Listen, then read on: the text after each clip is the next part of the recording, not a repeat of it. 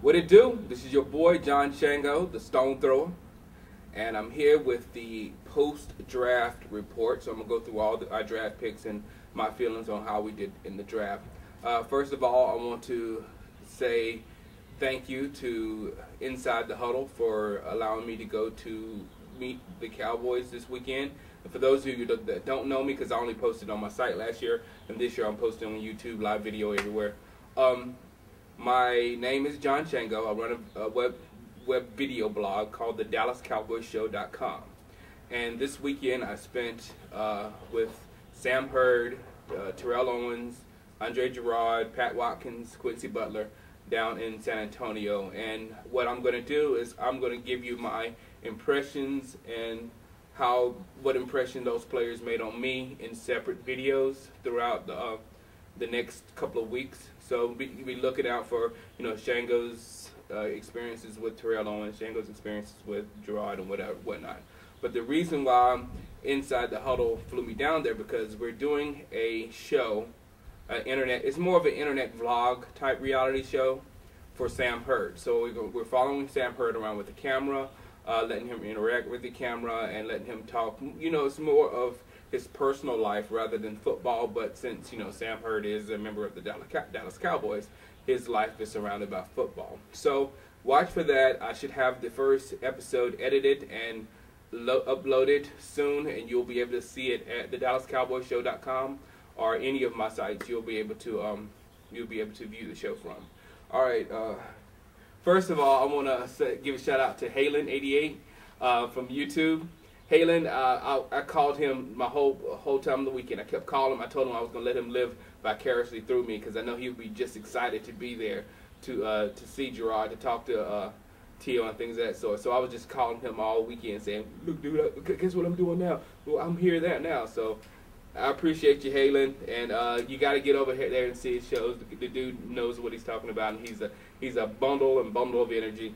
Also, Withy 40 ounce.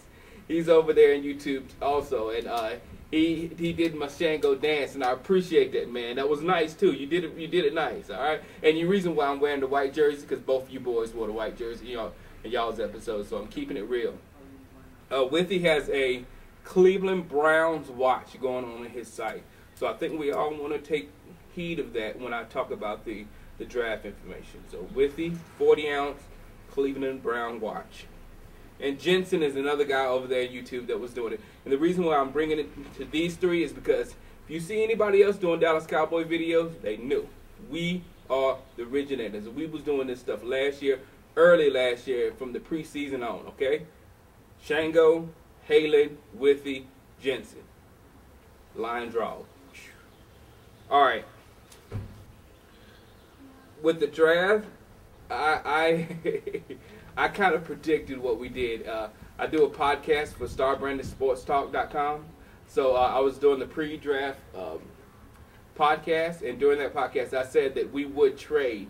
And I was thinking more of trading down and to getting another pick for next year, and to move that pick for Darren McFadden.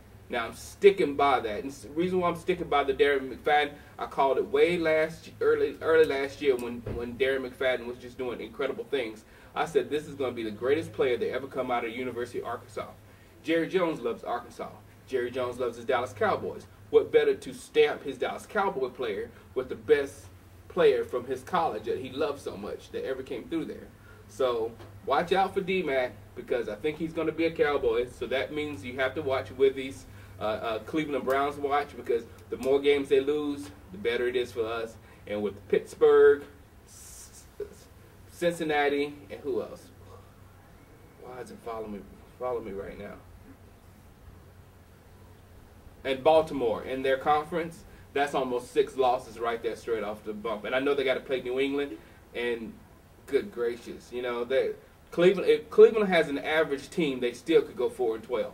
That's what I'm saying. Cleveland's not that bad, but they will have to play real perfect ball. And we had Troy Aikman, one of the most accurate quarterbacks of all time, but his rookie year, you remember how that went. All right, to the draft. With our trade down, we traded out of the first round, then we came back in it, and we picked up Anthony Spencer. linebacker from Purdue, 6'2", 261 pounds. This dude, from all the highlights I looked at and all the things I've read about him, looks like a complete monster. A complete monster. So you got a freak on one side of our defense, and then you're going to have a monster on the other side. You know, you're not going to get past Ware. Reggie Bush, I don't care who you are. In the right scheme, you're not going to get past Ware. But on the other side, you might get past Spencer, but he might kill you too. So that's, and most of his he did a huge amount of tackles in front of the line of scrimmage. So he's an attacker, and that's what Wade Phillips likes on his defense. He likes speed, and he likes to attack the quarterback. So, man, 60 sacks is not going to be out of the question for the Dallas Cowboys. I'm telling you, we're going to have an exciting defense, very exciting. So what that does is it pushes Carpenter inside. So Carpenter's probably going to have one of the inside linebackers positions, and then Brady James, Aiken. Something's going to have to shake up there in the middle linebacker spot because we got three guys that Carpenter's got to start. Carpenter's got to start. Aiken did well for us last year. Brady got called out by the Detroit quarterback, and I keep forgetting his name, and I shouldn't because he's been in the league forever, but he's just that inconsequential. And how can you call out one of our linebackers like that?